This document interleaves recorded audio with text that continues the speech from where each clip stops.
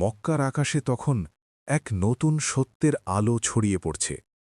নবী মোহাম্মদ সাল্লাল্লাহু আলাইহি ওয়াসাল্লাম আল্লাহর পক্ষ থেকে প্রাপ্ত ওহির বার্তা মানুষের কাছে পৌঁছে দিচ্ছেন।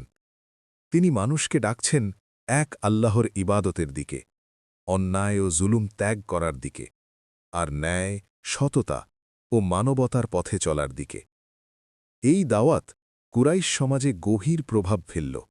অনেক মানুষ নবী সাল্লাল্লাহু আলাইহি ওয়াসাল্লামের সত্যবাদিতা, উত্তম চরিত্র এবং কুরআনের হৃদয়স্পর্শী বাণী শুনে চিন্তায় পড়ে গেল।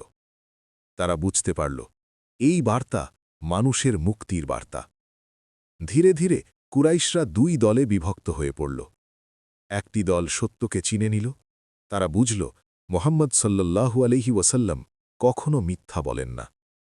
এই দলের কেউ গোপনে ইসলাম গ্রহণ করল, আবার কেউ সাহস করে প্রকাশ্যেই নবী সাল্লাল্লাহু আলাইহি ওয়াসাল্লামের পাশে দাঁড়াল।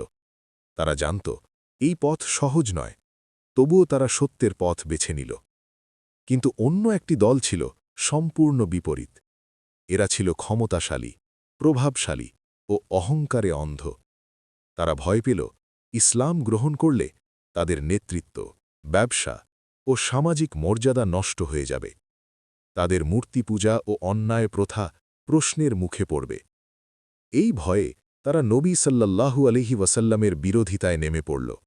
তারা উপহাস করল, অপবাদ দিল, আর দুর্বল মুসলমানদের ওপর নির্যাতন চালাল। পরিবারে পরিবারে বিভেদ সৃষ্টি হল, বন্ধুত্ব ভেঙে গেল, মক্কা শহর উত্তেজনায় ভরে উঠল। এই কঠিন সময়েও নবী মোহাম্মদ সাল্লাল্লাহু আলাইহি ওয়াসাল্লাম অটল রইলেন। তিনি রাগ বা প্রতিশোধের পথ নিলেন না, বরং ধৈর্য, সহনশীলতা ও প্রজ্ঞার সঙ্গে আল্লাহর বার্তা পৌঁছে দিতে থাকলেন। তিনি জানতেন সত্য কখনো চাপা পড়ে না।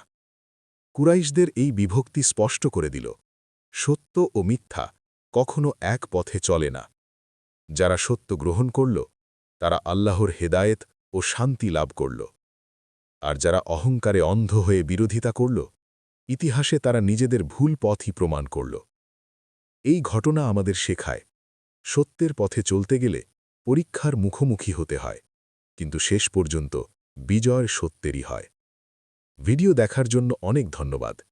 ভিডিওটি ভালো লাগলে লাইক, শেয়ার এবং সাবস্ক্রাইব করুন।